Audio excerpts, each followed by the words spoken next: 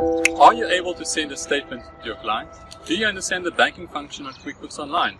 When to add and match? Are you able to see your reports and know that the numbers you're seeing is correct? Your income amount, your expense amount, your bank account amount? Well, if any of these things got you confused, this video is built for you. Accounting departments, accounting firms, and business owners have benefited from this 2-hour training video. If you type in QuickBooks Online, you will get hundreds of videos through your search, which are really good content. But what sets this video apart from the others? In making this video, I was looking for something that I could give the business owner from start to finish. And this is how this video was born. Now what sets this video apart from the others, progress bar at the bottom. You get to see exactly where you need to be and getting the information when you need it. It's a feature I'm sure other YouTubers will soon be using. But as in 2020, I've yet to come across a QuickBooks video that gives you the status bar.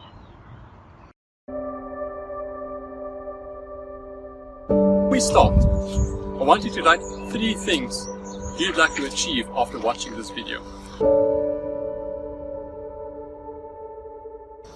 You got the 3 things? Have you paused me? Okay, perfect. Now if I didn't address any of the 3 things that you wrote down after this video, write a comment below if you feel it should be part of the beginner session.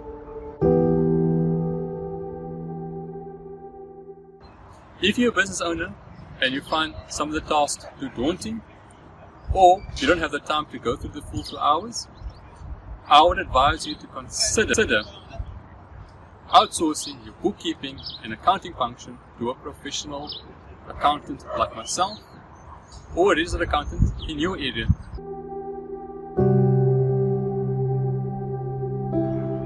If you're a client and you're part of the CFI family, you're welcome to open your ebook guide now.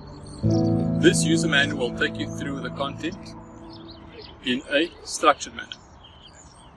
If you want the ebook, there is a link below. This video alone will get you through most of the content. Kindly skip the setup and the bank recon, because that is something that our staff will do on your behalf.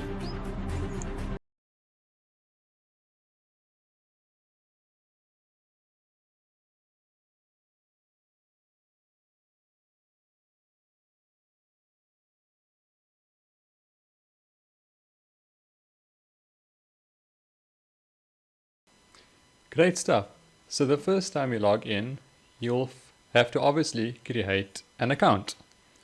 Now to create an account, there is a link in the description and it will ask you to register via email. Depending on the company or country you're sitting in, you'll have a different URL. Now I am creating a dummy company, and if you've already created a company, you can skip this part to the 5-minute section. I'm going to add the company name, which is going to be the dummy company, and I'll call it Big Computer Solutions. I will choose a company because I am a PTY. That won't make a real big difference on QuickBooks Online. I'm going to say it's a new company and I'm going to choose less than a year. There's not much difference between more than a year and less than a year. This is just a guide that helps you choose opening balances if you are more than a year. It's more an accounting term.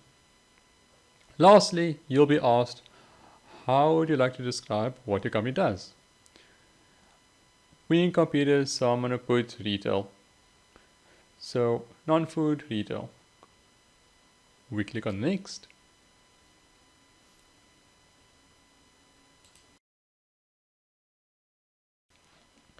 Next, QuickBooks will ask you on how you like to set it up. Now I normally go all set. I don't choose any because this will affect your chart of accounts. And I believe the chart of accounts is the heart of your accounting program, whether it's QuickBooks or any other system you're using.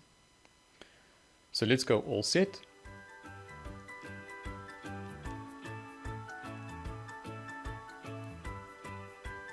Now we're into the dashboard. Now the dashboard will offer you some help in the beginning, just a short guide. And let's see what it says.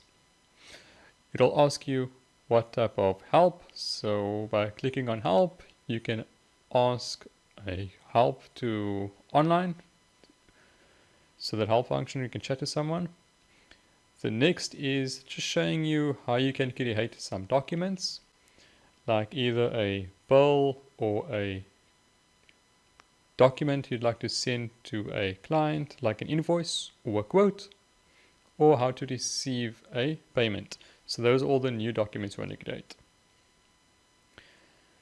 And that's the tour done.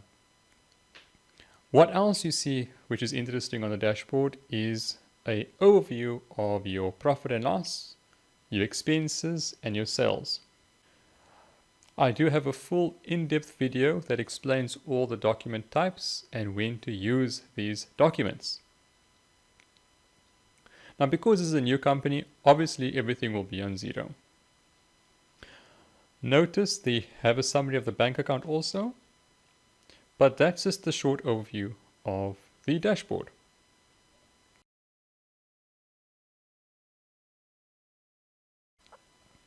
Now to start off, we are going to add our clients. I've got an Excel sheet, and on this Excel sheet, I'd like to add Sidvest. Sidvest is one of our clients, and I'm in touch with James. Now the first part of adding a client, I'm going to do the longer way, which is adding them manually. I'm going to do the longer way, which is adding them manually. I will go, after adding them manually, we will go through the import function on how you can import the whole Excel file, saving you time.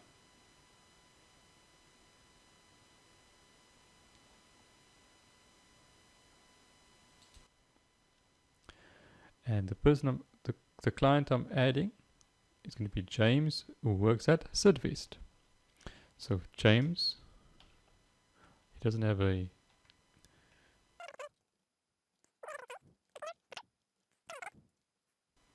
I do not know his telephone number. The telephone number is not that important. It's just for you to keep records on a master file, so you can keep all your clients in one space. If you do put in a mobile number, you can also send a invoice via WhatsApp. So that's just something to take note of. Okay. I've got other functions of VAT information, so I can put the VAT number there also. I tend to put the VAT number over here in the address line because it will reflect on the invoice of the client. So just call it a dummy VAT number, and I will click save. So that's how I add a customer manually.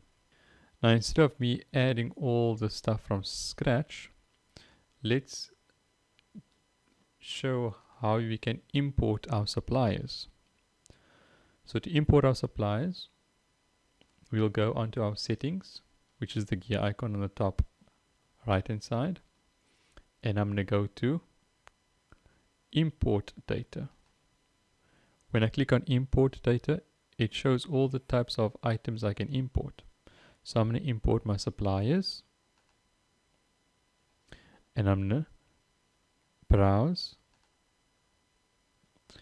and there's my big computer solutions, there's my suppliers, and I will click on next, and there's my name. So name I'll put under contact, that's company, there's my email, there's a street, so I can just match.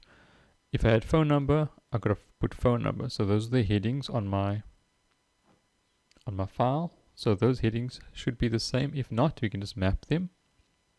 I'll click on next. And there it shows all the suppliers that will be imported, so I'm just going to untick that one because there's no supplier there. And then I'll click on import. I just want to see if this is my suppliers. I noticed my suppliers didn't get updated. These aren't the correct supply. Oh no, these are the correct suppliers. It's showing the name first and it's showing my company. Okay, no, this is the right file I'm importing. It's always good to double check that you are importing the correct file. That's imported there. It shows on top 5 suppliers successfully imported. While I'm at it, let me also import my customers. You can download a sample file to see how the file should look like. But it's your standard headings. Let me go into customers. So in customers, this is the file I made for the customers that we saw earlier. You'll see that you got the company name. You've got the email address of the company, and you've got the contact person in the company, and you've got their address. And those are my headings. So to import this, once again, I'll click on Browse. I will look for the file called Customers that I saved.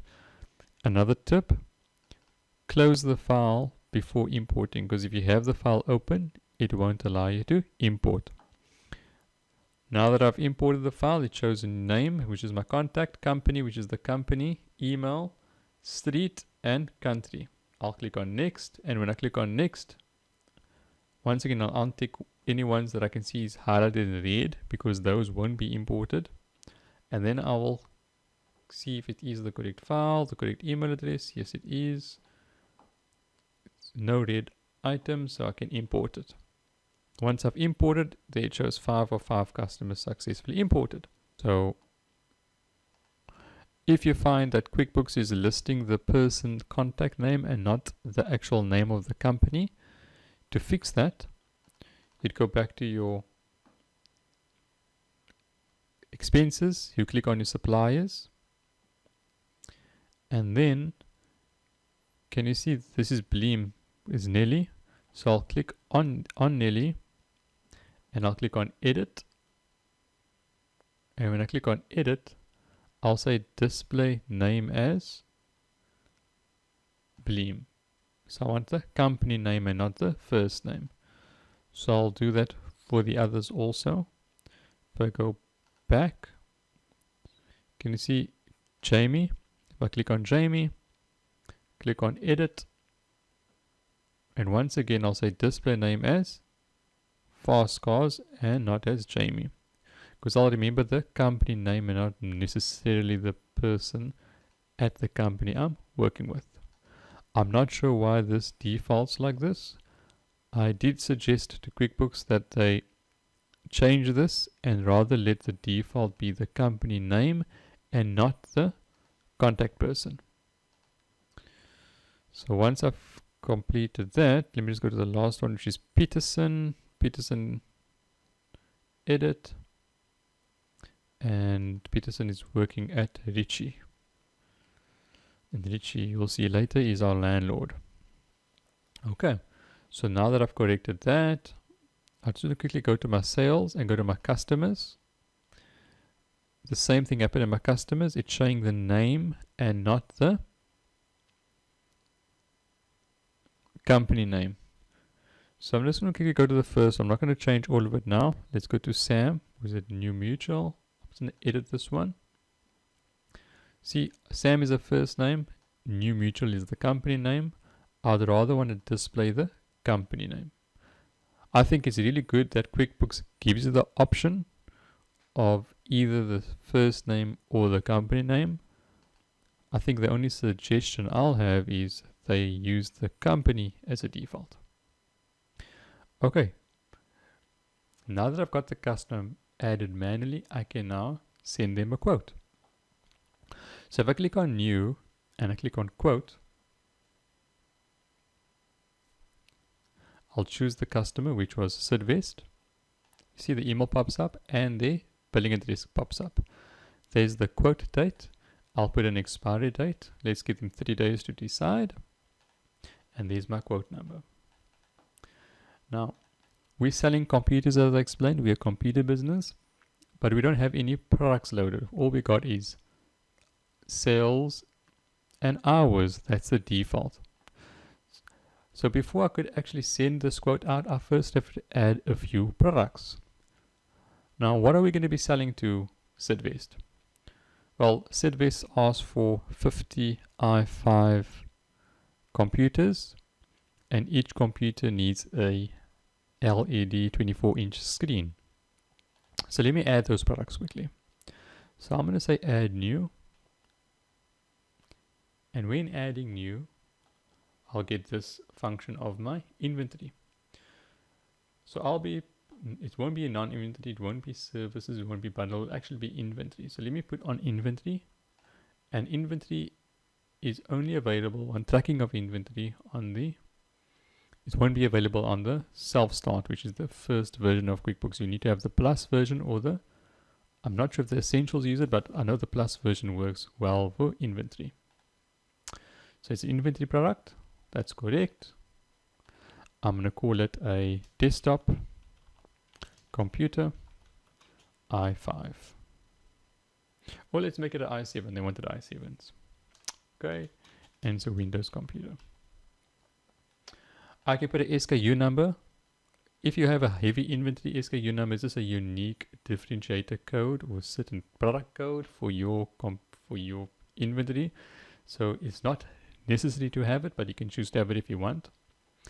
And then you can add categories, so different categories for, I'm not sure how you'd like to change it, but different categories. So I'm going to put in here, these are all my desktop. Also all my desktops that I sell desktops, I'll put it in a desktop category. And while I'm at it, I can add a laptop category. So all my laptops can sit in one category. And I can have another category that's all my services, because obviously I also provide support services for my clients as a IT company. And the other one can be software. So those are the different categories. So depending on your business, you can choose to put in categories. It just makes it easier for you to find your inventory if you put it by category. So the initial quantity at hand, I'm going to put, I don't have anything on hand. As of date, so I'm starting the 1st of April, this business. And the reorder point, I'll have to reorder every time this thing goes below, let's say, 10. I like to keep 10 in stock. It'll ask what asset account it should hit for the inventory. I'll say it's a stock asset. And the description is going to be a computer i7 desktop. Okay. And the sales price for this, let's call this 15,000 Rand for an i7 desktop. And the income account will go to sales.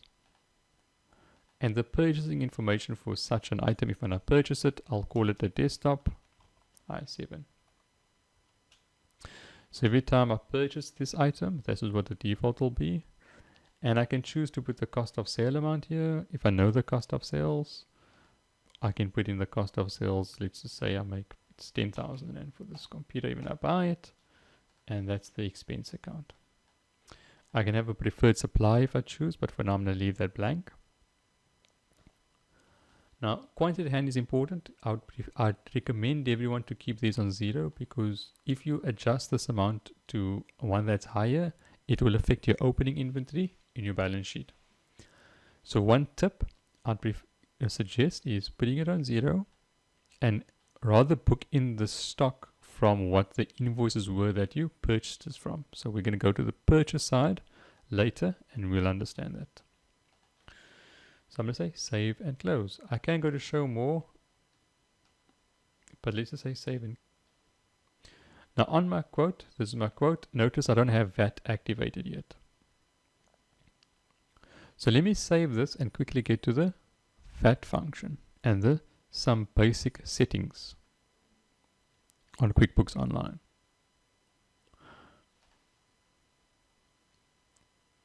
So I suggest before you send out your quotes, rather go into your settings and adjust some of the settings, or speak to an accountant, or speak to myself. You're welcome to email me. My email address is available in the detail below.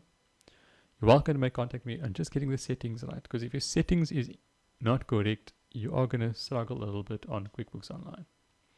So to get to the settings, you'll go to this icon, which is called the gear icon, on the top right side, and you will click on account and settings. I'm going to go briefly on the main items to take care of. I can't go in depth in this. You will need to have a little bit of a more advanced knowledge of QuickBooks to adjust these.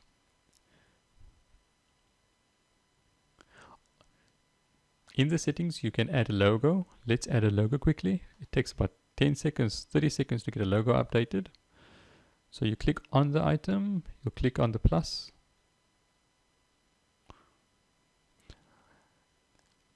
A window will pop up of the available logos. You don't have any logos loaded on here, so we'll click on the plus. And I will look for the file. The file should be a picture, like a picture that you have. Where would I find it? My QuickBooks Online training. Big Computer Solutions. There's my PC, Big Computer Solutions.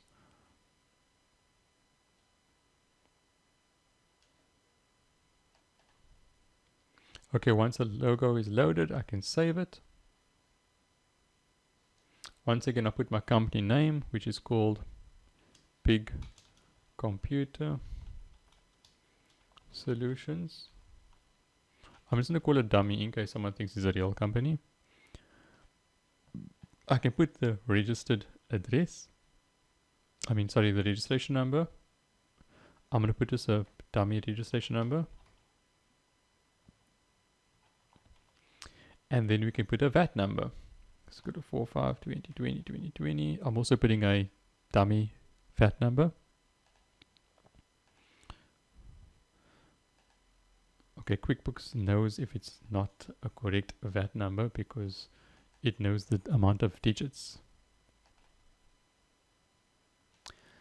Okay, once I put the VAT number, I can put the company email address. You can welcome to change this company email address. This company email address, if you want to change it, you click on same as company email, because you might want to have a master email address and you might want to have another email address which the customers can contact you on, which might be different from your master email address. Your company phone number and your website can also be placed on here. This will just help you on the display of what's on your invoice. Your website can be, so all this will reflect on your invoice and quotes when you send it out to the client. Company address, same thing. Marine Drive. I'm just adding my address in here just to be safe. And it's in Cape Town. Okay. I'll save that. Okay. That's the company. Next is the sales. Here you get a chance to change your document. You can edit the document. Now, I have a video. If you click on the link on this side, I'll put a link up there on how you can change this. QuickBooks allows you to change the documents. So you can have this to reflect a tax invoice instead of invoice. In the past, it used to say estimate, but they changed it now to quote for the South African market. And you can also add new documents. Like a quote, you could call it a pro forma. You could have a second document called pro forma. You could even have second documents and call it like factuur or kwitansie if you Afrikaans. So there is different ways to do this. You can also add custom fields to your invoice. So in this case, I'll add a custom field and I can call it salesperson. So I know which salesperson is assisting this client. And I can also add another item on my, or another field on my invoice. Maybe I want to put inside the if they're a loyalty client, like a loyalty card. So the client has a loyalty card and they belong to a loyalty of mine, I can put their loyalty card number on there. So you got 3 options. I will then click done and that saves it. Okay. Let's go back into the settings. Still by sales. I can edit how I send my invoices. So by default, it's on none, but you can choose send later or print later. You can also have your preferred terms. Do you always want as a default to show net 30 days that the client owes you money? On your custom fields that we added, you can choose if you want the customer to see this field or you only want yourself to see it. So one example could be commission. Maybe you have to give the salesperson commission. So that you only want to see internally. You don't want the client to see how much commission you're sending or giving your staff. You got a service date, which you can add or you can take it out if you want. This will just give you an option on the line of when you're going to service the client on your invoice form. So I'm happy with that. I'm fine with that. So save. Then next is the product and services. On the products, do you want to track the quantity and price at hand? Do you want to track the stock quantity at hand? We'll add that. We'll just keep that as default. And then you can also have another option of, do you want to show the customer the SKU column, that serial number? So we'll keep that off. That's not important. You also have an option of creating partial invoices on and quote. So I'm going to put that as yes, we will create. We'll create. So what that basically means is if you send a quote out to a client, you can then have multiple invoices sent out to that client on that single quote. This works good for those who work in an industry where they will send a full quote to a client of, let's say, 50 computers, and the client will only purchase 10 computers at a time. You can also change the messages. So with QuickBooks Online, once you email a client, you will email directly from the software, and you can actually change how you want the default email to look.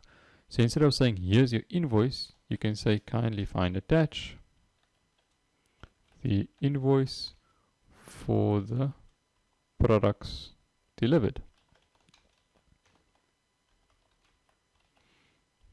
You can add, we appreciate your prompt payment. We could perhaps say, we appreciate your support. Thank you for your business. Big Computer Solutions. What's important here is the email addresses. You can blind copy yourself or any email address that you'd want to be blind copied in, or you can CC an email address in. So if you have maybe debtors at your company's email address, you can then every single time you send an invoice out or a quote out, this email address will be copied in the email. As a default, you can just tick the one that is your front email account that everyone sees. You can also have an default message if you send a quote out. So we can say here, kindly find attach the quote and proposal. Save that. We can also set reminders. So if you want to set reminders on, this helps if you want to remind clients to make payment. And you can send these reminders out depending on how often you want to. So you can send it in 2 days before the invoice date or the due date, or after the due date, you can choose. So let's add this message on, and 2 days after the due date, we would like to send an automatic email that the client should make payment. We got online delivery. So when you send an online delivery, you can choose to have the PDF attached to the email, or you just want a web link to it. Every time the client opens up the email, you will see, and you'll get a chance to view if the email was received and viewed. So you can see when the client actually viewed your invoice. And then on the statements, you can show the aging at the bottom, which is your aging is your 0 to 30, your 30 to 60, and your 60 to 90 days. You can also change how you like to see the statement. Would you want the statement to have a single line, or do you want them to have all the items of the invoice listed on the statement? Normally we'll just have the actual invoice number only on the statement. So I'll click save. After that, we're going to expenses. On expenses, I normally recommend that this is more advanced, but I will go in depth another time. This is a bit more advanced. I'd rather keep this the same as you see it here, because this can get complicated. The most important thing on here on expenses is you have an option to have purchase orders. So if you are in an organization that needs authorization, and you have to go through a few channels, you can let some of the staff members who want to order items first make out a purchase order which has to be authorized. And that purchase order then can be sent directly from your QuickBooks Online account to the supplier directly. You can also have a default message on these purchase orders that you send to your suppliers when ordering stock. So the functionality is there. Then we go to the advanced section. I'm going to go very briefly here. This is more for an accountant. So I'm just going to say February year end. You'll use the accrual method. We'll save that. If you have the plus version, you will then have the option of tracking your classes and also tracking your locations.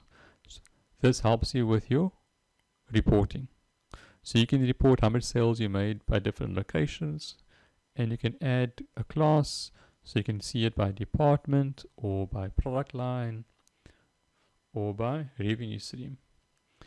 By automation is also another thing that's a bit more advanced, but for now I'm just going to take out apply credits automatically and apply bill payments automatically. I normally put this off because you'd rather want to reconcile the stuff manually, because not everything is in the perfect world where it's one-to-one relationship between payment and invoice. So I just find it easier to put that off. With QuickBooks Plus, you have the option of having projects.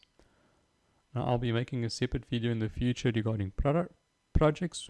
When I do, I will add a link to this video. So if the link is available, it means I've got a video out there. It's quite complicated. There's a lot of functionality regarding it, and it might not be relevant for every business. You've got time tracking. That's something else also more in service-related industries. And then you've got the currency.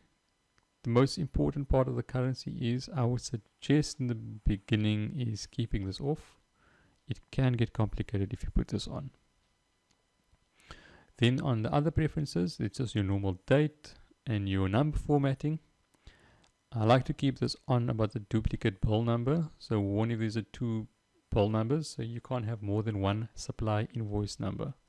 So you have more than one, it will warn you, because you don't want to be paying twice for a single supply invoice. So that is helpful to keep that on.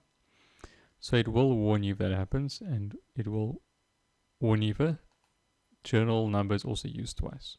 Okay. So now that we've got that set up, we have to set up our VAT. So let's go to the VAT function. QuickBooks Online allows you to track your sales tax. So all your VAT inputs and outputs can be tracked on the software. It just needs a setup, and here I would recommend that an accountant or a tax practitioner sets this up for you, because one mistake here can affect all your reporting. And the last thing you want is to be non-compliant by making a silly mistake. So let me quickly set up the VAT for this client. I'm going to choose the VAT period to be February. I'm going to make it that they pay their VAT every month. And I can't remember the VAT number now, but I'm just going to click on next. And I'll say got it. And there we got our VAT set up. Perfect. So where were we? We were by the quote. So I'm going to click on new. I'm going to click on quote. And if I click on this time icon, it will show all my recent quotes. I did make out one quote to Sylvester, remember, to James. So let's go back to that quote. So for James, can you see we got a service date here? So let's change that service date to say that on the 1st of May we will deliver it. And because we said the computers do not come with screens, we'll have to add a screen. So let's add a screen to it. Let's click add new, and we're going to add a inventory item.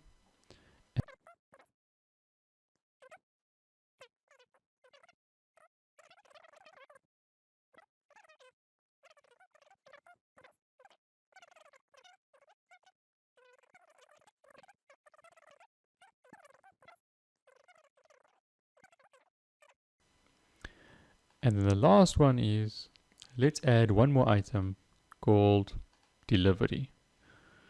I don't have delivery here, so let's add delivery. Now delivery is a little bit different because it's not an inventory item. It's a service. So I'll click delivery. And now that I've got that, the delivery will be also on the 1st of May. Cool. You're welcome to write a message on your quote to note to say that we believe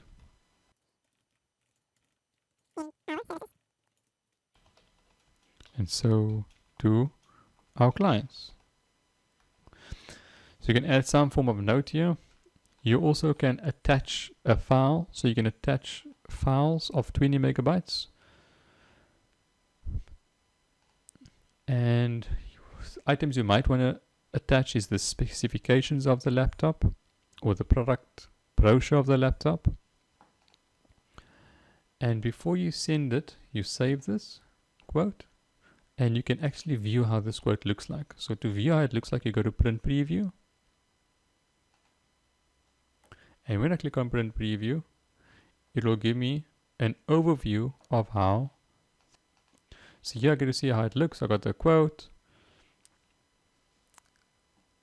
But what's missing is my logo. So let's see why the logo is missing. If this is happening in your case, let's go out. I can add the logo by going to customize. I do have a full video on this on my playlist. You'll see it. I'm going to edit the current style and just quickly add the logo. So we go make logo edits. There's show logo. There I get to see the logo. Done.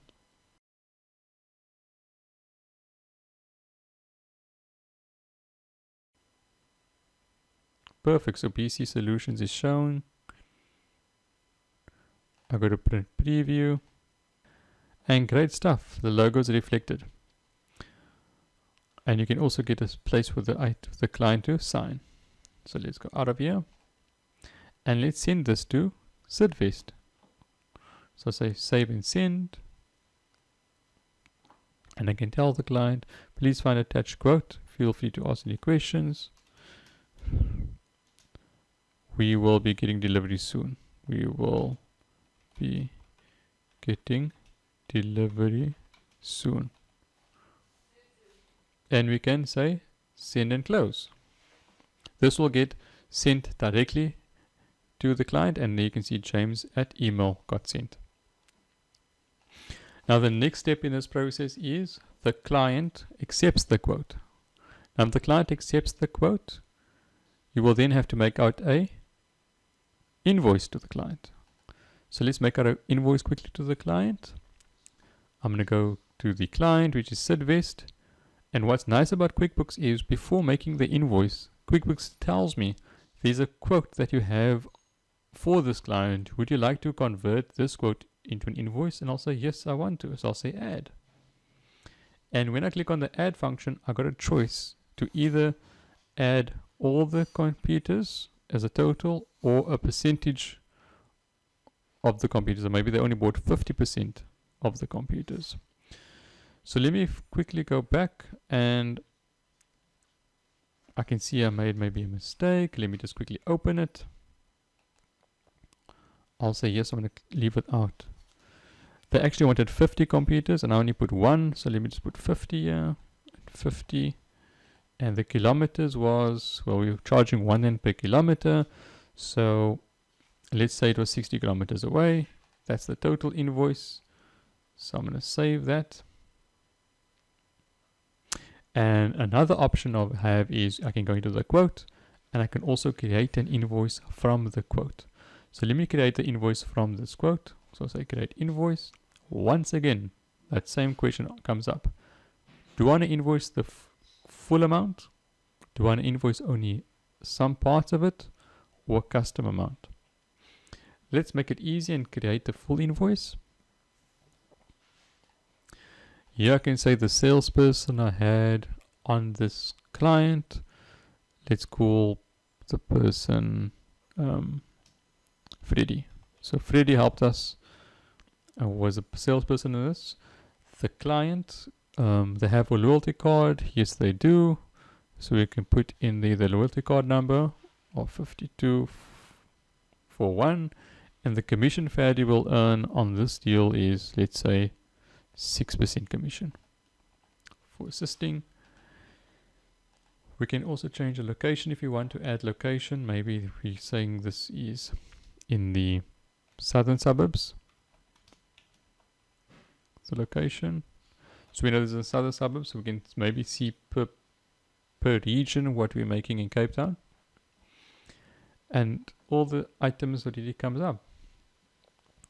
Now for the VAT, I'm going to say this will have VAT. So we're going to say this is exclusive of VAT. Those are exclusive of VAT amounts. And we still have to add the VAT on top of it. So I'll choose standard amount, standard VAT, and standard VAT.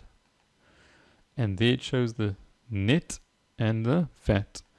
I can then add additional items as attachments. I can add my contract. So if you have a service level agreement or some form of contract that was signed, you can add it and attach it here to the email. You can also have a message to send on the invoice, same way you had it on the quote.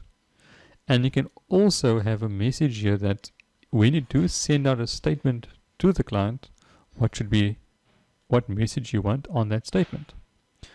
So I'm happy the way everything looks here. The client should pay me, let's just say I'm a new business, the client should pay me in 15 days time. Perfect, I'm ready. Save and send. I can write a message. Dear James, kindly find attached for the products to be delivered.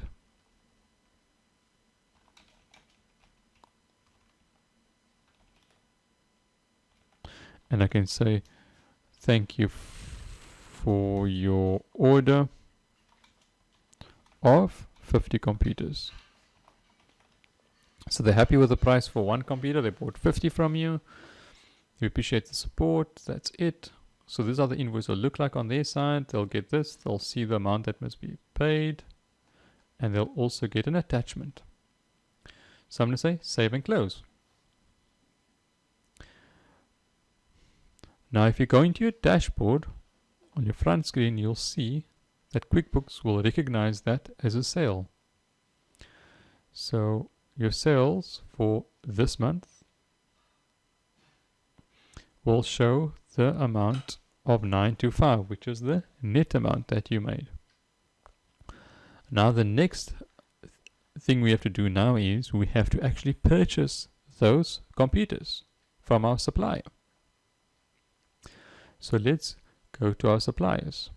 We'll click on New. Now, if you're working in the creditors department and you don't have authorization and you first want to get a purchase order, you'll go to purchase order.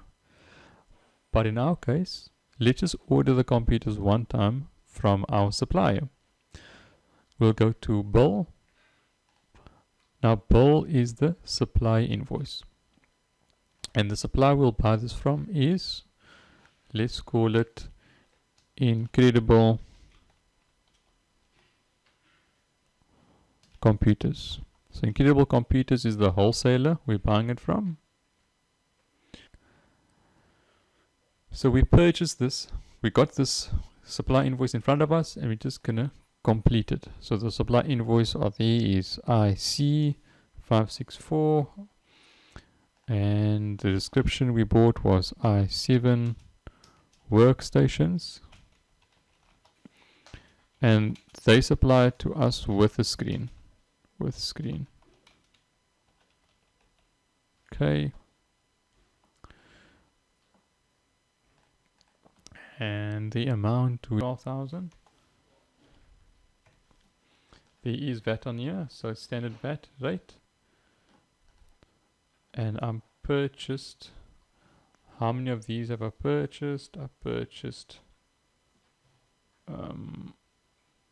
50. So it's 50 purchased.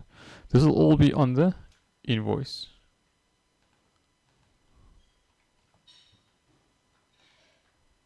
Okay, there's it. So it's 600,000 Rand cost price. It goes into my purchases account or category. So I'm going to choose category purchases. Now that's one way of doing it, but because I'm tracking stock, I won't go to my category account. No. So I'm going to delete this. I'm going to go to my items. Can you see my items? I'm going to update my items. So here, this is why it's important if you put tracking on to update the icon to items, not the category. So I'm happy I made that slight mistake. I'm going to go here to my products. I'm going to go to my computers. Now remember I said they sold it to me in a bundle, but I have to separate it on my side, the bundle. So I bought 50. At the rate of 10,000, and see the date? See, it comes on automatically. That was actually looking for earlier. And then I'm going to go to the other one, which is the screen.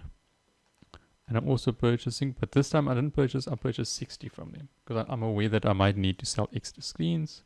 So I buy 60 from them. That's my amount. Standard rate. And I click Save and Close.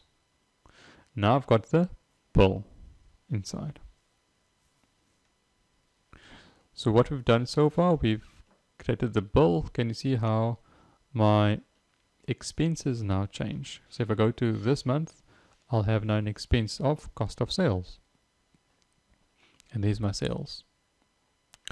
Perfect. So now the next item to do is to do the cash payments that was received and the cash that we paid. Now let's go to New. And we then document the amount of money we received from Sidvest. So to receive the money, there's two ways of doing it. Let's do the first way.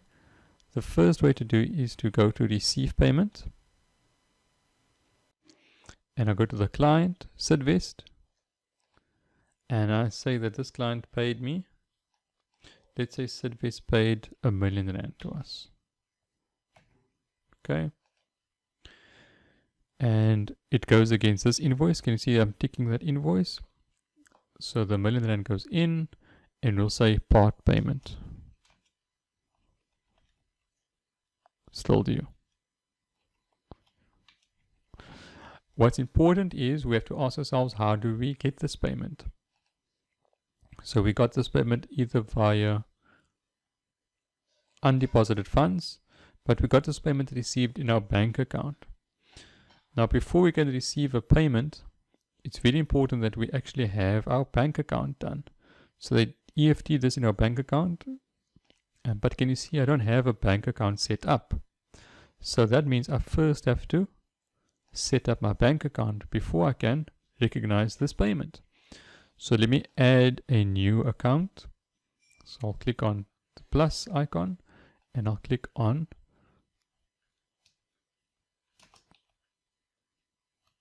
BABSA. So BABSA is my bank account and is my main bank account. And the balance on the 1st of April, let's keep it as 0 just to be safe, and it will help us with our bank recon. And then I'll say save and close. And now I can choose BABSA. And when did we receive this payment? We received the payment on the 10th of April. So after 10 days of sending the invoice, Sidvest paid us the R1,000,000. So I'll go save and new. We'll create a new payment. Or I'll click on this small triangle and I'll say rather save and close. Now if I go into my sales function and I go into my all sales, I will see that Sidvest was sent a quote. I invoiced them for 1,064,000 and I got paid R1,000,000. But can you see what's nice about QuickBooks? It tracks that it was partially paid and the client still owes me 64,302 Rand. So let's say this is the second way of receiving a payment. The first one I showed was going to the new icon and going to receive payment. The second option is you can go into the sales function, go to the invoice, and if you've got a lot of invoices, you can filter by invoices. So I go click filter, invoices, apply, and only the invoices come up. And now I can see clearly that James paid the rest of the invoice on the 30th of April. So I'll go receive payment.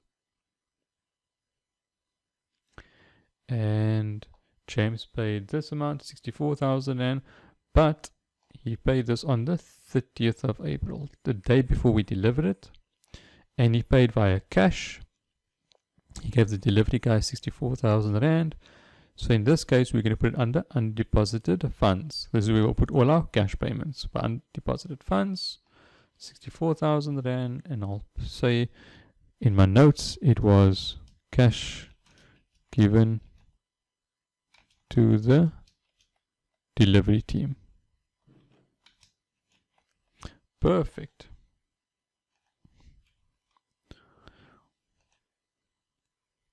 So they wouldn't we were expecting to deliver only on the 1st of May, but we actually delivered one day before. They weren't ready for the payment, so they just gave the payment one time, the cash to the delivery team. So I'll say save and close. At the same time, when we receive payment, we also made payment to our supplier. So now that we got our full payment, we can also pay our supplier. So let's say we paid our supplier. We have to go to supplier function. Remember the bill. We have to pay that bill. So let's go to pay bills. And the bills we're paying, we're going to pay Incredible Computers. And we tick on that. We paid them the full amount of 713. That's correct. And we paid them, let's say we paid them on the 30th of April because they allow us 30 days to pay. And I will click on save and close. Okay, save and send. I can say save and send, but I'd rather just say save and close.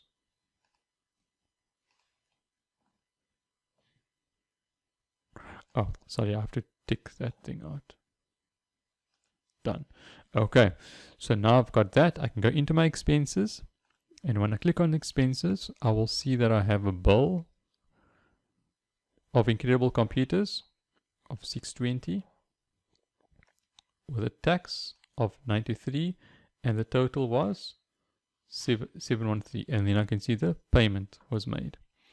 If I click into the bill, And this is what's nice about QuickBooks. It links all the documents together. So it linked the bill, and I can see the payment on the 30th of April.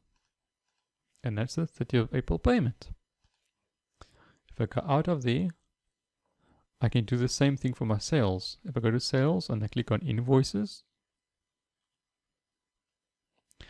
and remember I got all the invoices, and I click on the invoice. Once I click on this invoice, I can see everything connected to this invoice. Here on the 2 payments, I can see all the 2 payments that linked to this invoice. The one was the 64,000 in cash, another one was R1,000,000. And I can also see the other linked transaction, which was the quote that I sent out. I also can see who will receive this invoice, which was James. And if James views this invoice, I will see the invoice was viewed. I can also see who was copied in this email of this invoice.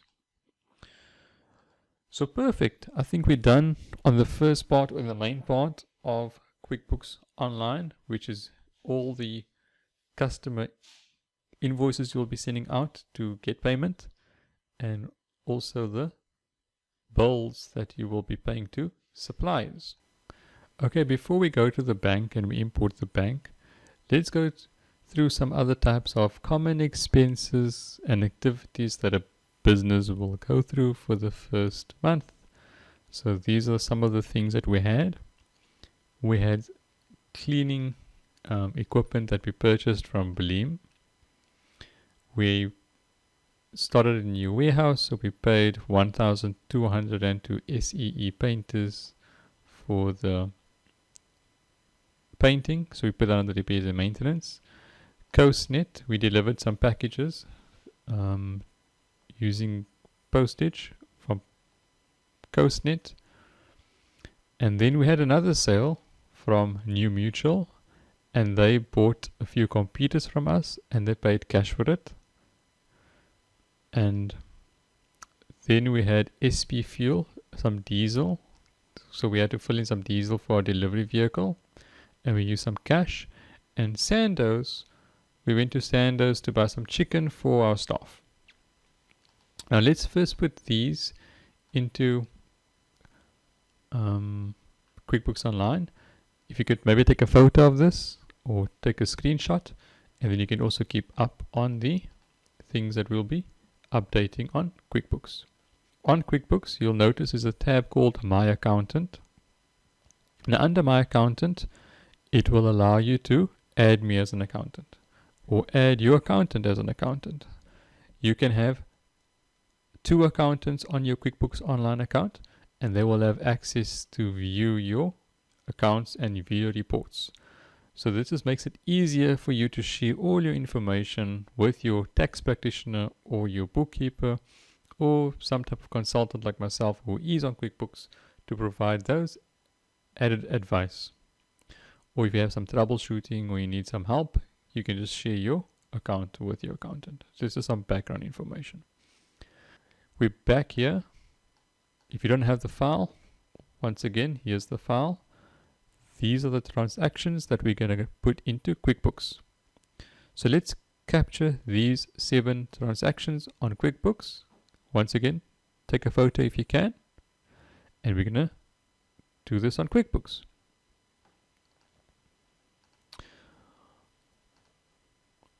On expenses, because we paid for the cleaning material and equipment, we go to Bleem. We said we paid it from our bank account, so we use BAPSA, who's our bank account, and the payment we did was on the 19th of April, and the payment method was we paid using our direct bank account. The category, so we bought cleaning equipment, so we'll type in cleaning. Okay, it's not listed, so these are the default accounts that QuickBooks gives you. So cleaning is not on there, so let's add cleaning. So I'm just going to clean expenses, cleaning will go under office expenses perhaps. or other miscellaneous service costs, or office, there's office. So I'll put this under cleaning. So cleaning, and I'll say the default will be standard rate for VAT, save and close. I'll go more in depth later on the chart of accounts, but I do offer a complete chart of accounts that's relevant for the tax authorities, specifically SARS, but it will work on management accounts in other countries also. So if you're looking for something that's more in depth for your reporting, you're welcome to contact me. So in this cleaning material, we can put the description we saw on the supplier's invoice. Let's say this was for dishwasher and towel and wall cleaners with mops and buckets. So that's what we bought from them. So Bleem supplied us with this. The amount we paid was 3,500 Rand and standard rate, but can you see it went to 3,025. I must change this to inclusive and 3,500, and that's how much we paid in total for this product, and that's correct. And there's the VAT amount. You are able to attach, if you want to, the actual invoice, so you can click on the attachment and you can click the invoice if you have the invoice digitally, and you can add it, so you always have record of it. I'll put the reference number of the bill number, so it's F003.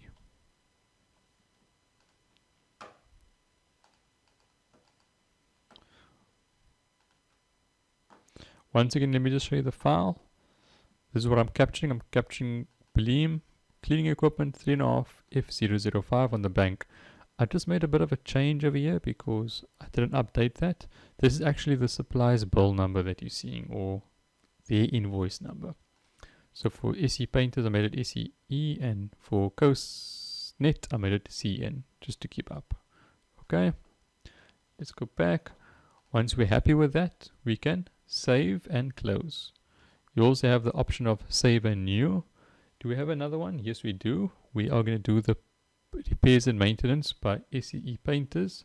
So instead of going to save and close, I'm rather going to go on the triangle and click save and new. When I click on save and new, a new expense will pop up. I will then say, who did I pay? I paid SEE Painters. I paid them from the bank account, that's correct. I made payment on the 24th, so the 24th this occurred, and it was from the bank account. The reference number I said was SE003, that's the invoice number.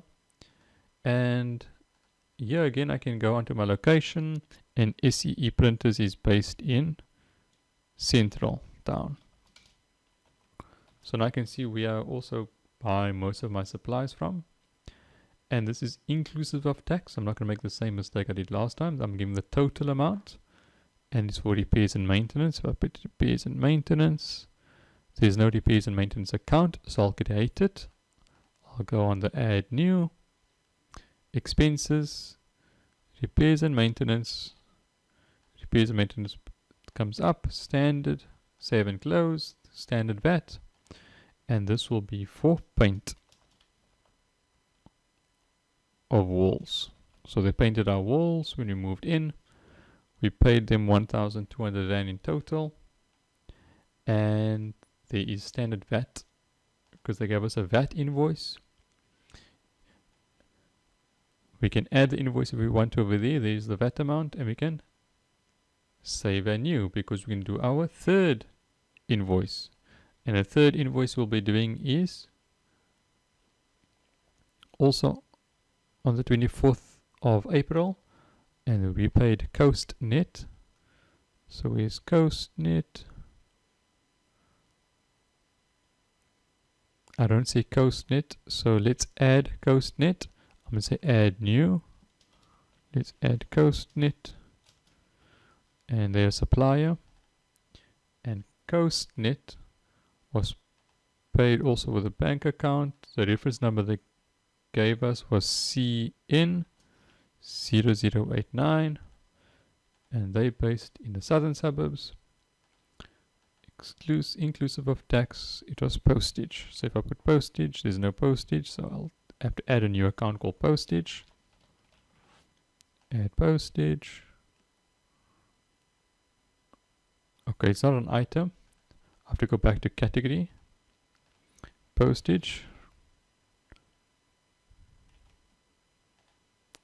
So there's a chart of accounts that I'm busy with, and it's going to be under office expenses, standard amount, 800 Rand. Standard VAT, and the class, I'm not going to add a class now, but if I want to add a class, I can add a class. Notice you've got an option when you do an expense or a bill, you can either update the trial balance or chart of accounts directly, or you can update the items that you're selling. So I bought postage, so I said sending of documents to suppliers. So we sent some of our documents to suppliers via postage that they wanted from us. Standard rate, that's fine. We can attach the invoice if we want to, and I'll click save and close.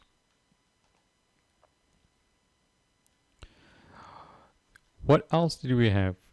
We spent on fuel and we spent on meals. So to do that, I'll go to new. I will again go to an expense because we had an expense. We bought from SP Fuel. SP Fuel is not added, so I'll add them quickly inside as a supplier. This time we won't choose Babsa Bank, no. We have to choose cash. So the cash we'll be using is all the undeposited funds that we did not deposit yet. So if you can recall, I wanted to go through how the undeposited funds work first before I do this transaction. Because if you're going to choose the bank account, it will be wrong, because SP Fuel was not paid via the bank account, they were paid from cash.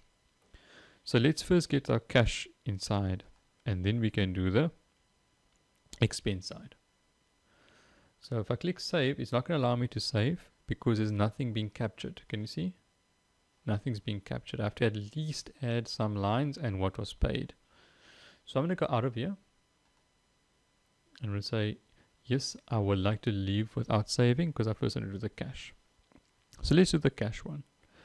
I'm going to capture the cash, which is from New Mutual, who purchased a few computers from us for 120,000 Rand, and they paid cash for this on the 17th of April.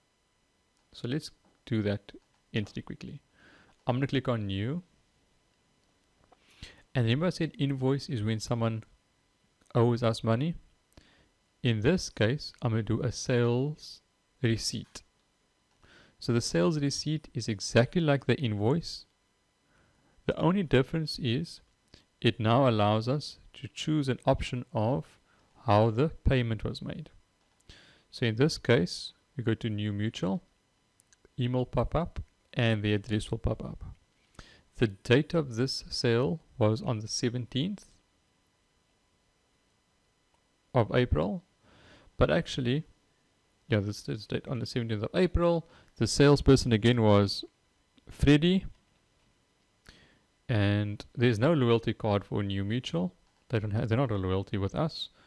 And Freddie got 4% commission on this deal. So 4% commission. And New Mutual is based in town. The payment method was cash. And the reference number was cell 3490, and was deposited to our undeposited funds. This is very important. If you choose bank, it will be wrong because they didn't pay us in bank, they paid us with physical cash, and that will be undeposited because we must still deposit that in the bank account. We are inclusive of tax. because we have to charge VAT on our sales. And what did they purchase? Well, New Mutual purchased from us a service level agreement. So let's add a service level agreement to them. We've got a new thing called services, and it's called a maintenance service. So we do support, and it's monthly charge, and the category would be under service. Description, you sell this to your clients. Yes, it's a monthly service.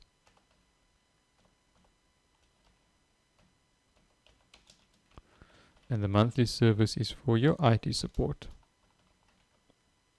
It goes to the production of income. And the rate we charge for this service is, let's say it's, how can I say, 60,000. So we charge 60,000 Rand per service, depending on the size of the company. So we charge 60,000 per 100 people, if you could maybe say that. And the default tax will be standard. Perfect. Save and close. So in this case, the service date was on the, let's say we're going to have a service date on the 20th. And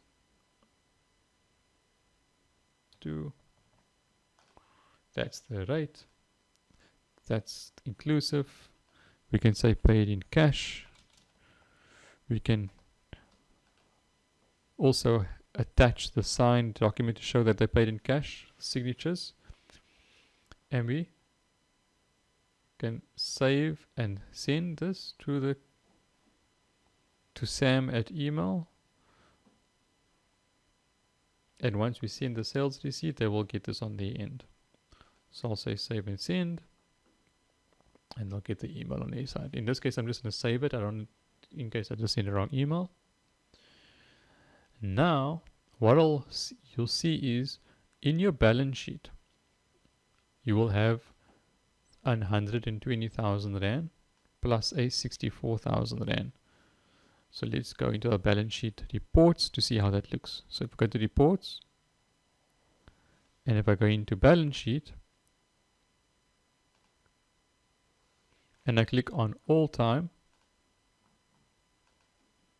run report, I will see that I have undeposited funds of 184,000 Rand. Now if I go into the 184,000 Rand undeposited, I will see there's a sales receipt of 120 that I received for cash from New Mutual, and then the other payment that I received in cash from Sidvest we did earlier of 64,000 Rand. Other things to take note of in the balance sheet is the BABSA bank account. If I click into the BABSA bank account, the balance is 281. And the reason it's 281 is because remember that R1 million I received from Sidvest. That's the first one. Then I paid for the cleaning. I paid for the postage. I paid for repairs and maintenance. And then I made a bill payment to Incredible Computers of 713, and that's my bank balance at the end. Now later, after we're done with this, we will import the bank statement, and we'll also reconcile the bank statement. And once we've reconciled the bank statement and we've captured all our income and expenses, we're basically done. I will just go through a little bit of the income statement report and the balance sheet report before I close the training.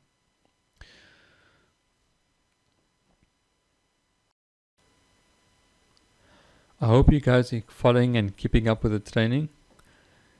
And so far, I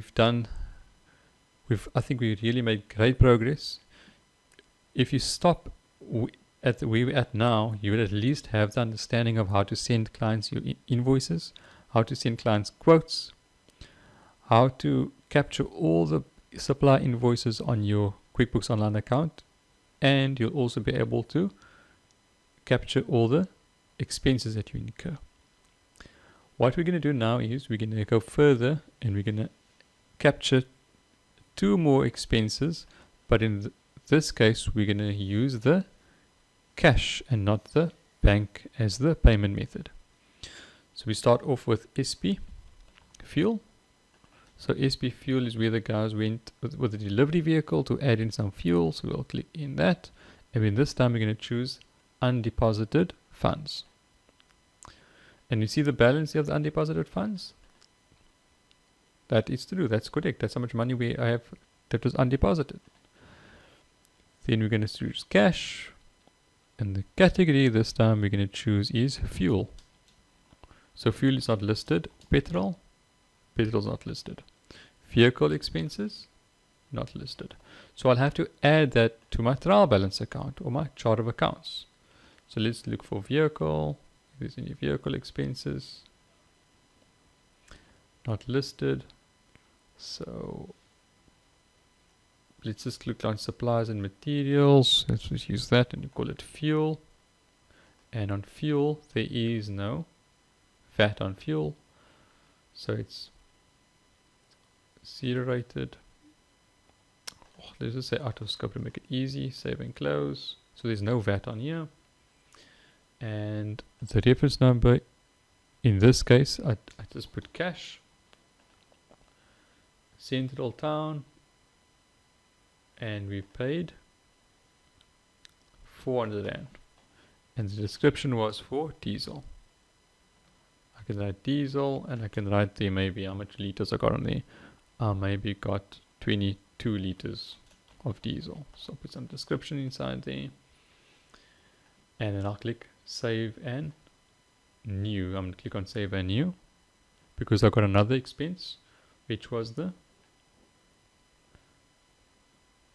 meals that I bought. So Sandoz, I'll add Sandoz as a supplier. Also from undeposited funds, can you see the undeposited funds went lower now by 400 Rand? That's because I added the expense of SP fuel. This time it was on the 27th of the 4th. Again cash. Category was meals. I'm just add meals. This second account here is not really important. It's if you get this one right or wrong. There's no right or wrong when it comes to this one because it's not going to affect your books in any way. Let's put a cost of labor of meals. Out of scope, we can't claim VAT on this. And we purchased meals for staff during delivery. Okay, and that was 285 Rand, and there was no VAT. So it's exclusive of tax, there's no VAT. Save, let me just put out of scope just to be safe. And I'm going to save and close. Now, if I go into my balance sheet, we will see that the cash has changed. It's dropped slightly from 184 to 183. If I click on that amount, which is nice about QuickBooks, it gives you the detail that makes up that amount. Awesome. So we've got the balance sheet updated. It's now time to do our bank statement import. So we can import all our bank's items, and we can then, after that, reconcile our bank account.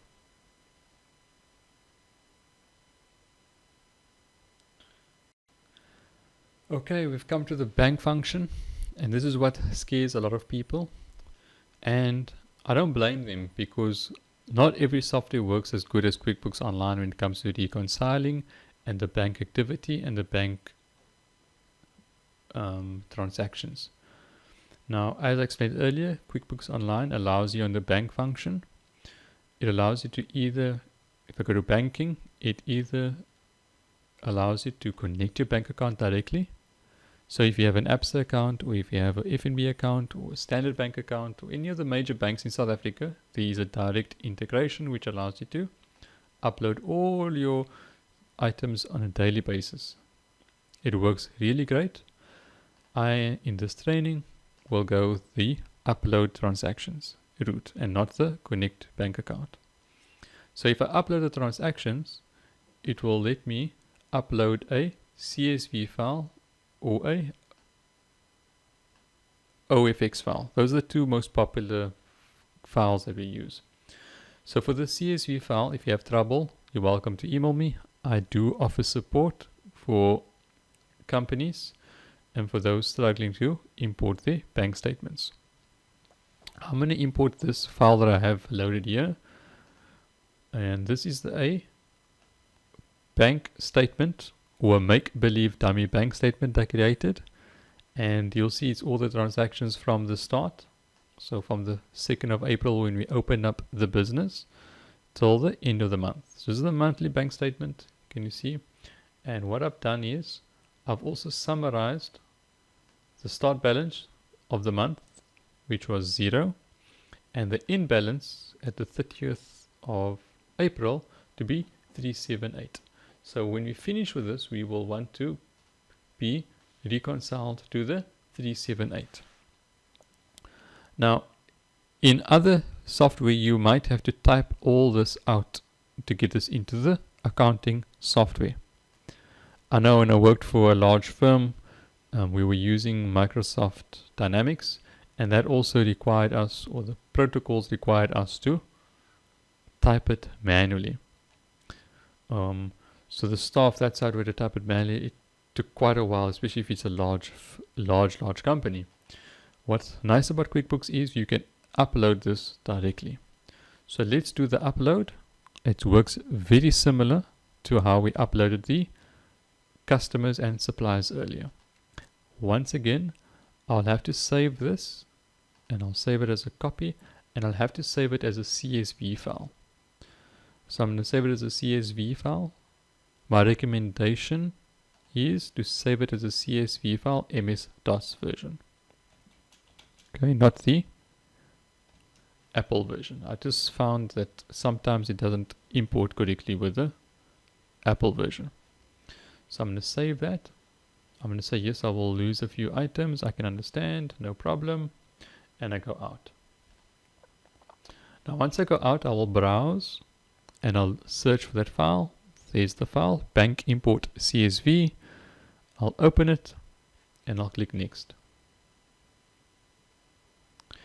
Now it will ask you what bank account does this CSV file relate to. So I've got a BABSA account, so I'm going to choose BABSA. I'm going to click next. Then it's going to ask me what date format do I have. So I'll click on the date format, which is the month, then the day, then the year. If you've got a different format, which is month, day, year, you'll choose that format. Or if you've got different types of dashes or dots, you'll choose the different format. In my case, I've got slash.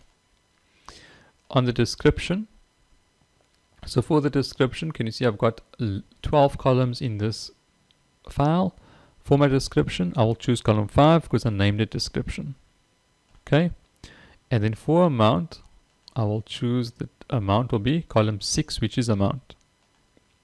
And the next important thing to take note of is you have to tell QuickBooks, does your amounts have one column with plus and minuses, or does it have two columns with debits and credits?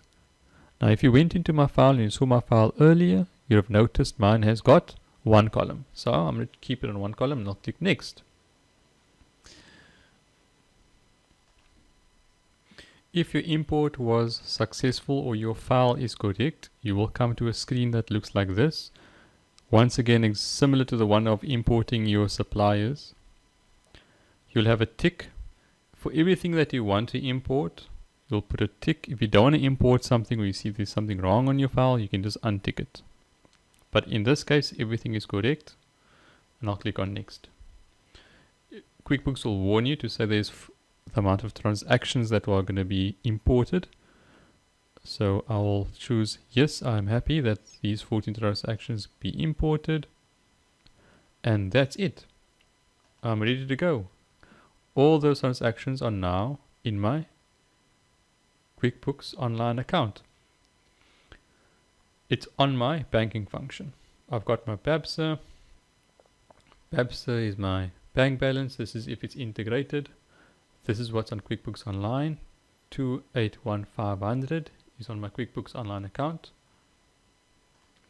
But if you recall, my ending balance should be 378,880. So now we're going to capture these things from the bank statement. Now, how does a bank statement work? An overview. If I click on this icon, I can hide this column on the left. So I'll do that quickly. On the bank statement, it gives you the date, of course, the description, the suggestion. This is just suggested stuff that QuickBooks thinks it should be going to, which is the payee and the category it should go to, and the amount spent and the amount received. Now, this isn't in your QuickBooks accounting package, as in I can say in your books. It hasn't yet been posted. You have to decide and let QuickBooks know if you should post this thing into your books or not. If it gets posted, it goes to the review tab. So if you can see on my side, I've got nothing on my review tab. It's all sitting under, how can I explain, temp. If I can call this in progress. So I must choose whether I want to accept this in my QuickBooks or not.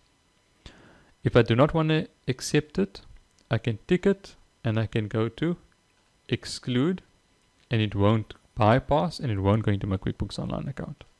So let's go on the ones from the bottom to the top. Okay, so the first one, share equity. So QuickBooks thinks it should go to sales. No, this is share equity. This is equity I put in the business. So therefore it's a deposit. And the deposit, yes, it increases my bank account, but it's from the shareholder. So there's no supplier or customer in this case. It goes directly to the shareholder's account called equity. So let's see if I got an equity account here called shares. No, I don't. Do I have an equity account? Nope. So let's just call share capital. Call it capital. So I start with the capital, share capital, and it's a equity account. Share capital, and the balance was 0 on the 1st of April, and the default tax is out of. Okay, cool. So there I've added the account, share capital. And once again, I have to emphasize, for QuickBooks to be powerful, you need to have a good trial balance or chart of accounts. If your chart of accounts and your trial balance is not correct, your QuickBooks is not going to be as powerful, and it's not going to really help you with your tax return. So it's all about getting the chart of accounts correct. And you'll have to speak to your accountant or your tax practitioner to update that chart of accounts to make it relevant to your business. As I said earlier,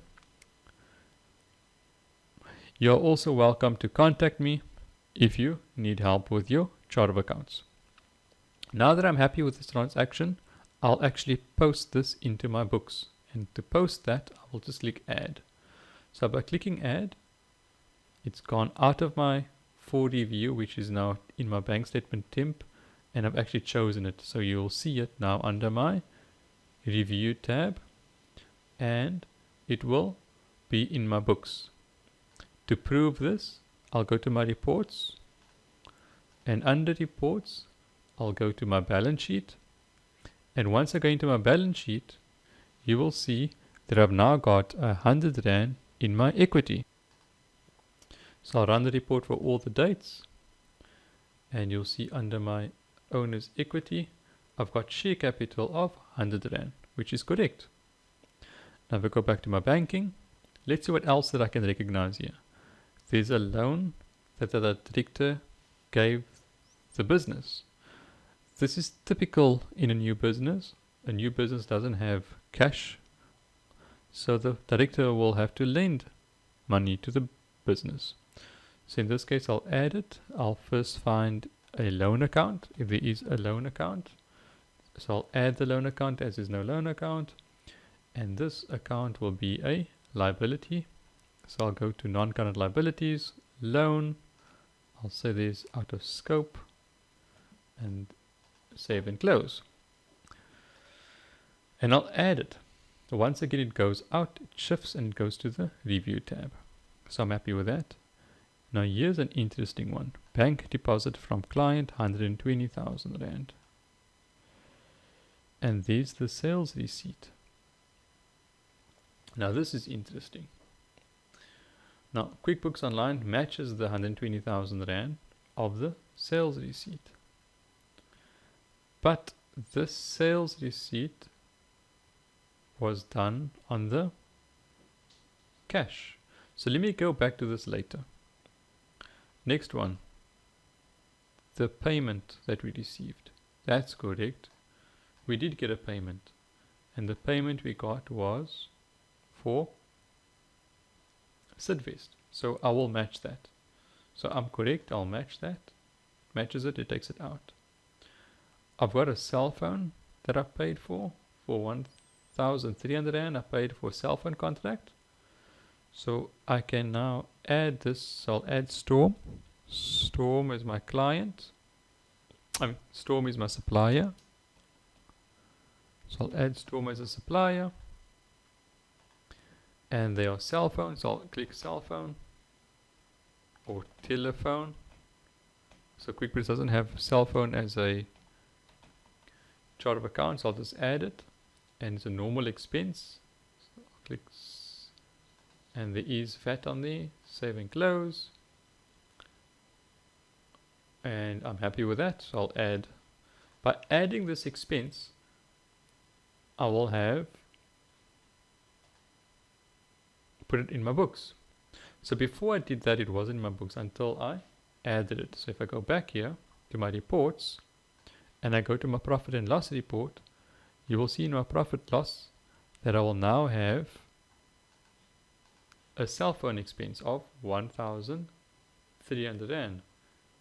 And you'll see it over there. There's it there, 1,300 Rand. Obviously that's the amount less VAT. So if I go back, I can prove it once again. If I look at the bank charges, can you see bank charges on the 30th of the month? I had 120 bank charges. Although it's showing here on QuickBooks, it's not yet posted. So if I go to my profit and loss, I don't have any bank charges.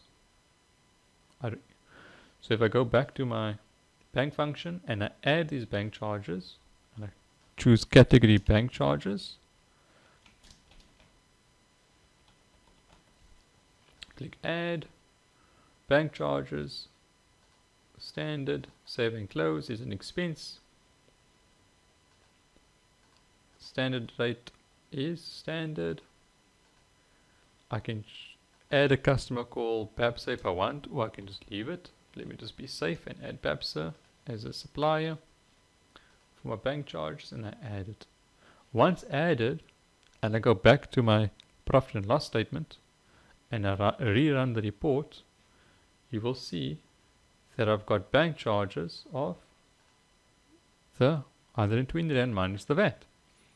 I can also go into this amount and further drill in to see that it was an expense on the 30th of the 4th, and I can even drill down further and actually see what that makeup is. It's 120 Rand, as I said, and that's the VAT amount. And it shows bank charges and it shows the date. So I'm happy. I'll go back to my banking function and I notice that I've got some other expenses also that has to be captured into QuickBooks Online. I've got a rental. Now I didn't get the rental invoice, but I saw I had a debit order of rental, so I can add this also in it. I've got Richie as a supplier. There's Richie, and I can choose rent. Is there no rental category? No, so I will have to add it. Rental. I'll add rental as an expense, and there is, let's say there's no VAT on rental because they're not VAT registered. So I'll add it now. Okay, I have to say out of scope. So there's a good error message. Even though you don't have VAT, you have to choose that there's no VAT, and to choose no VAT, you'll say out of scope, 0%. and I'll say add. And if I go back to my profit and loss statement, you will notice that I now have a rental amount of 24,000 rand. Next item on the list is Incredible Computers. Remember, this Incredible Computers was the amount we paid, that bill payment, so I'm just going to match that bill payment. Next, there's a lease that I'm paying.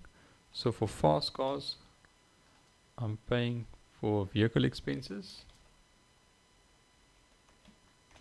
or lease. Okay, it's not listed, so let me just call it vehicle expense. Add it as an expense. Remember, this account or this detail type is not important, it's not going to affect you, so I'll say save and close. And I'm going to once again say out of scope, they're not VAT registered. I can't claim VAT on this thing, on my vehicle lease. I'm going to make it like I can't claim VAT, and I'm going to say add. Perfect.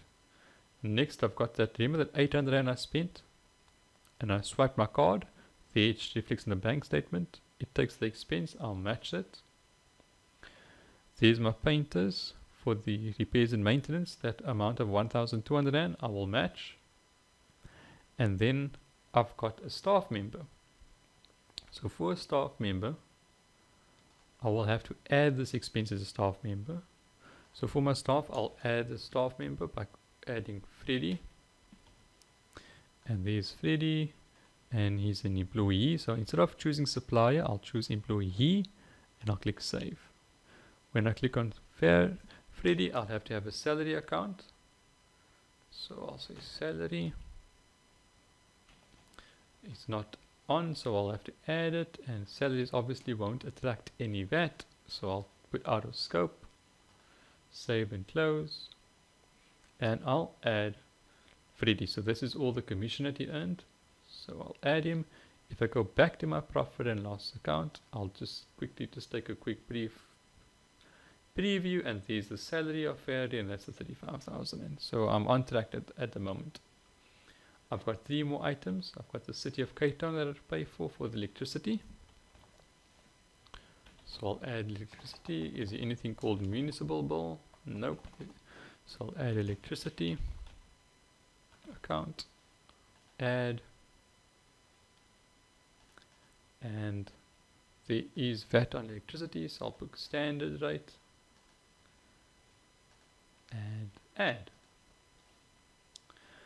Next is Belim cleaning. I remember that one. Yes, we did. I'll match that. Okay, we left off our last one. So the last item we have is the cash deposit of 120. Now to do the cash deposit of 120, the correct way of doing this would be going to new. On the 17th of April, we'll say that we did a bank transfer. So we'll do a bank deposit. Can you see the bank deposit? We'll say we deposited an amount that we received in the bank account, because now I can see it in the bank account. And this one here, remember New Mutual? That's the one. So we took that amount and we put it into the bank. So that's all that this thing does. There's Babsa Bank. Received this on the 24th.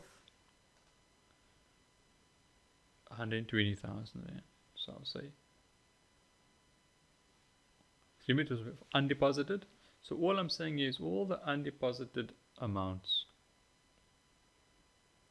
went to the bank. And this 1 year of Sidvest, I can also add that, and I can say they both went. But you see the dates are different, so I don't want to do that. So let's quickly just do the first one of New Mutual. Save and close.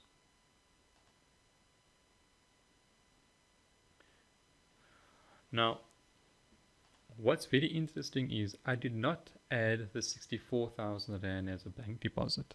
The reason I didn't do that is because it's not reflected in the bank account, which means that me as a client or me as a company of BC did not actually deposit that amount yet, if that makes sense. So now I'll go to my banking, I'll go back to my banking, and you'll notice that the record now says that this must be matched to the deposit, and that is the correct way to match it. So I'll click on match.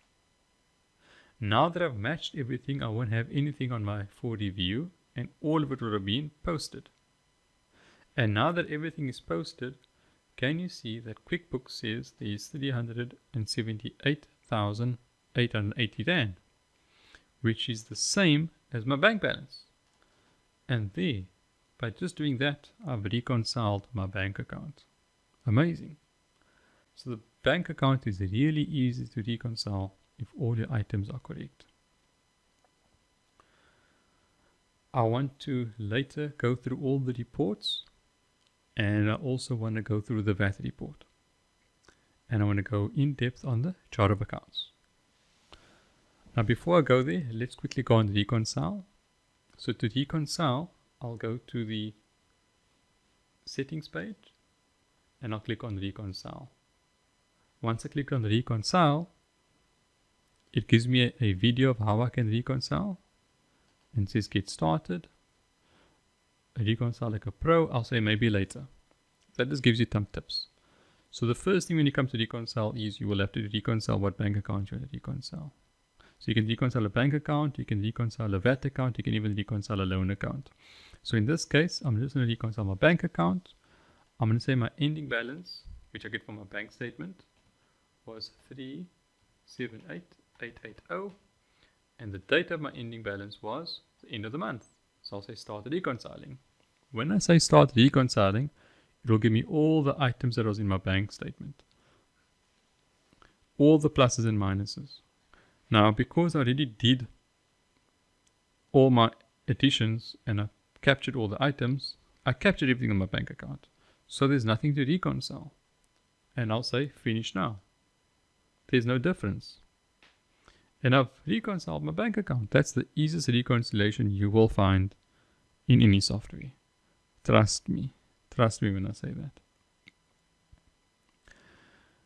Lastly, we're going to go through the reports. And this is where the beauty of QuickBooks Online comes. Once you've got all your items captured, your reports will automatically update and your VAT report will automatically update. You have a function of employees also. Just a word of caution, your employees does not allow you to do payroll. So the South African version of QuickBooks Online does not have a payroll function. What you can do under employees is add an employee, so you can have an employee list, and when you add an employee, you can have all the details down. Date of birth, when they started, the employee number. That's what it allows you to do. And you can also have a weekly timesheet. So you can keep track of all your staff's times and where they spend their time. So that's one great thing of QuickBooks Online. However, it won't be able to do payroll. Just a quick recap of what we've done so far. We've done all the customer items. What we did not do was we didn't do a refund receipt. And on the supply side, we did all the expenses, the bill and the payables. What we did not do was the purchase order and the supplier credit. Now, you'll be using the refund receipt when you have to give a client a refund. And you'll use the supplier credit when a supplier refunds you. I will explain that in a separate video. A check, if you are using checks, I would advise not to use a check because we don't really use checks in South Africa. The check function is no different to the expense function, unless you are writing a physical check, but we are not doing that in South Africa. What I did not touch on is the journal entries. I will discuss the journal entries in a separate video in a more advanced section, and that's more for accountants. those business owners, I doubt they'll be using journal entries. I'll advise not to use journal entries. We went through the bank deposit. The bank deposit is when you take your funds in your till or funds that you received via cash and you actually deposit in the bank account. That's where you allocate it over there. And delay charge, that's a bit more advanced for some service level industries like lawyers and doctors who want to track their time. They can use delay charge. So now let's touch and let's get in depth on the reports. So for the basic reports that you'll be needing the balance sheet report and the profit and loss report. You can also have a look at your open invoices. So all the open invoices are invoices that must still be paid by your clients. You've also got unpaid bills. The unpaid bills are all the supply invoices that you still have to pay. Now let's go back to the two main reports, profit and loss. So to run the profit and loss report, you will choose the month that you'd want to report on. So you can either go to all the dates, or you can go to this financial year, it's the most popular one, or you can go to this month. So let me go to all dates, or let me go to this financial year. This is a nice one. Let me go to this financial year. So I'll click this financial year, and that pops up, and I'll click on months. So I can see the financial year either by months or by weeks or by days. So every month I want a column for every month, and I'll click around the report. And there it gives me a report of all my expenses at the bottom and all my income on top. Now if you have a good chart of accounts, and I have to stress this again, if you have a good chart of accounts, one that is built by a professional accountant like myself, you will then get much better detail on what and where you stand as a business. So my chart of accounts will give you an overview of all the main charges that are relevant for your business. So what I do is I try to group all my items together which is similar in nature. So in rental, I will group all my items that relate to my business premises as one. When it comes to vehicles, I will put all my vehicle related costs as one. When it comes to my office expenses, like your cleaning, I'll put that all as one. But even though I put it and group it as one, I also show the specific splits for each. Now this can get messy if you don't know what you're doing, so I recommend you speak to a professional accountant when doing your trial balance. So here is the report on your profit and loss. This profit and loss report, you can also customize it so you can see all the other types of detail you can add. So you can add percentages, and you can say you don't want to see the zero items, and you can show red all the minus items, which is expenses. You can then share this and export it either to PDF or Excel, or email it to someone. That's the functionality that you can do directly from QuickBooks. The other report is the balance sheet report. So the balance sheet report will show you all your assets and liabilities. So the main asset the company has would be the bank account. So perhaps a bank account that was reconciled. Can you see the stock at hand? You got the stock at hand asset account. Those are the screens that you bought, remember? The 10 screens at 2,000 Rand. So if I click in there, I can go and I can see all what the makeup of that is. Can you see all there's the screens. That'll also be more in-depth than inventory, but the inventory model, I again advise to get a professional accountant to help you with the inventory. In our case, there's the VAT amount that we owe to the South African Revenue Services. That's the VAT payable. And then it also shows you the net income that you made. Remember that undeposited funds? That undeposited funds is the 64,000 Rand that we must still deposit in a bank account, minus the fuel and the meal that we purchased, if that you recall. See the 120,000 Rand that we made? It was undeposited. It went to the deposit, so it was decreased because it went to the bank account. Now for the final report, the VAT report. Now the VAT report is what scares everyone. Every month, every second month, or every year, depending on what VAT period you're in, you have to fill a VAT 201 to SARS. Now QuickBooks Online makes it really simple for the VAT report if all your items are correct. So if all your items are correct and all your bookkeeping is correct and all your categories are correct and it's up to date, then it will work. So if I choose VAT report and I choose my first one is April, I will now get this one here, and there's the 59,000 Rand. And I can prepare my return or I can view return.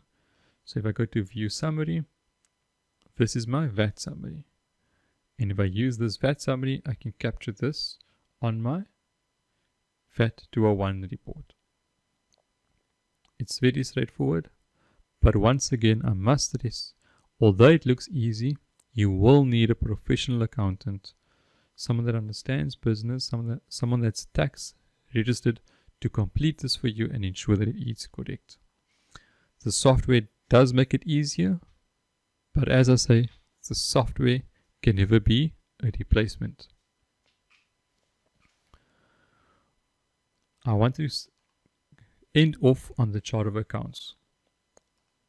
The chart of accounts, I believe, is the foundation of QuickBooks Online. And if your foundation is not correct, you will be making unnecessary errors, and it will be hard to fix these errors, especially as you go further into the months and your transactions build up. I do recommend that you speak either to myself, you're welcome to contact me, or to your existing accountant or tax practitioner to give you a chart of accounts that will fit your business and will fit that of SARS. If you're going to have too many accounts here, it's going to get messy. And if you're going to have too little accounts, you're not going to be tax compliant. And you have to be consistent in the use of your accounts. So once again, I'm making the offering. You're welcome to click on the link and get a more in-depth video on how you can update and choose your chart of accounts. 80% of these chart of accounts are similar to every business, but there are a few accounts like your sales or your cost of sales or your loan accounts which might differ, and also the assets that might differ. Okay, wow, you made it to the end of the video. Congratulations. Well done on reaching the end. As a bonus, I've added the 4 main reports which every business owner needs to understand. The first one is your profit and loss. That's giving you all your income and expenses for 12 months. Your balance sheet report, confirming your bank balances, cash on hand.